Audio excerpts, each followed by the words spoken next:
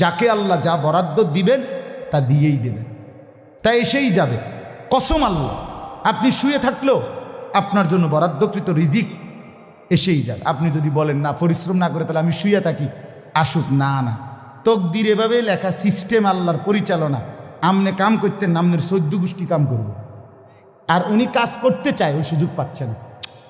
উনি অসুস্থ, উনি প্যারালাইজড, উনি পঙ্গু, তাহলে ওই বেটারে অচল করে দিল যিনি, আমনারে সচল করছে তিনি। কথা বোঝেন নাই আপনি?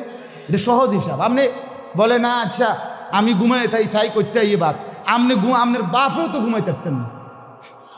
আপনার তকদিরই তো এভাবে, আপনার রিজিকই তো আপনাকে কোথায় নিয়ে যাবে, ওইখানে নিয়ে যাবে। আল্লাহর ফয়সালা ইঞ্চি ইঞ্চি, আল্লাহর ফয়সালা তো হিসাব করা। যে পরিশ্রম করবে সেটাও লেখা, কে পরিশ্রম করবে না সেটাও কি আছে, লেখা আছে। আল্লাহ বুঝ দান করেন। অতএব